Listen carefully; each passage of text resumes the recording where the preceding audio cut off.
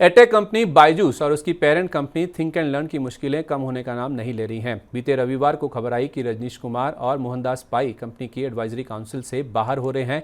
ये फैसला रजनीश कुमार, मोहनदास पाई और कंपनी ने आपसी सहमति से लिया है, जिसके मुताबिक इन दोनों का 30 जून 2024 को खत्म हो रहा कॉन्ट्रैक्ट रिन्यू नहीं किया जा रहा है। 23 मई को भी 3 खबरें थी। पहली ये कि बायजूस के पुराने कर्मचारी कंपनी को एनसीएलटी में खींचने की तैयारी कर रहे हैं। एक रिपोर्ट के मुताबिक बायजूस के 2000 असंतुष्ट पुराने कर्मचारियों ने अपने अधिकारियों की लड़ाई लड़ने के लिए हाथ मिलाया है।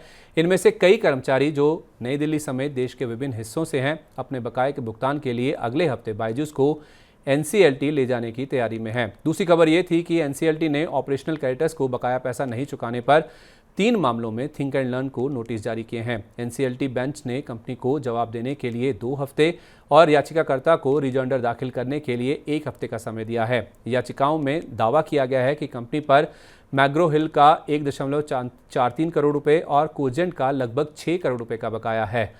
तीसरी खबर यह थी कि कंपनी के फाउंडर बायजू रविंद्रन के भाई रिजू रविंद्रन को अमेरिकी अदालत के निर्देशों का पालन नहीं करने पर अवमानना का दोषी पाया गया है। रिजू को कोर्ट ने बायजूस की अमेरिकी सहायक कंपनी बायजूस अल्फा को टर्म लोन के हिस्से के रूप में मिले $533 मिलियन का खुलासा करने का निर्देश दिया गया था।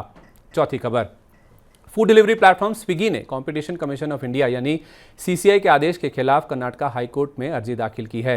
सीसीआई के आदेश के अनुसार national restaurant association of India यानी एनआरएआई को स्विगी और जोमेटो ऐप्स के संवेदनशील और गोपनीय डाटा देखने की इजाज़त मिल जाएगी। स्विगी के मुताबिक सीसीआई का यह आदेश अकारण, मनमाना और कंपटीशन एक्ट के खिलाफ है। हालांकि एनआरएआई को एक अंडरटेकिंग देनी होगी जिसके तहत उसे ये डेटा कहीं शेयर ना करने का और सीसीआई जांच पूरी होने के बाद इसे खत्म करने का वादा करना होगा। Online hotel booking company OYO ने अपनी आईपीओ से जुड़ी अर्जी को वापस ले लिया है और इस इश्यू के लिए सेबी के पास दोबारा आवेदन करने के लिए तैयार है। सितंबर 2021 में 8,430 करोड़ रुपए जुटाने के लिए पहली बार अर्जी देने के बाद कंपनी ने दूसरी बार अपनी अर्जी वापस ली है। आईपीओ के बजाय अब कंपनी की $2.3 अरब के वैल्यूएशन पर पूंजी जुटाने के लिए निवेशकों के साथ बातचीत चल रही है। 2021 में माइक्रोसॉफ्ट से $9 अरब पर जुटाई गई रकम की तुलना में मौजूदा वैल्यूएशन 74% से ज़्यादा नीचे हैं। दूसरी खबर, ऐप के जरिए ऑनलाइन कैब बुकिंग सेवा देने वाली कंपनी उबर को दिल्ली परिवहन विभाग से राष्ट्रीय राजधानी में बस चलाने के लिए एग्रीगेटर लाइसेंस मिल गया है। दिल्ली बस संचालन के लिए लाइसेंस देने वाला पहला राज्य बन गया है। उबर दिल्ली प्रीमियम बस योजना के तहत लाइसेंस लेने वाली पहली एग्रीगेटर कंपनी है।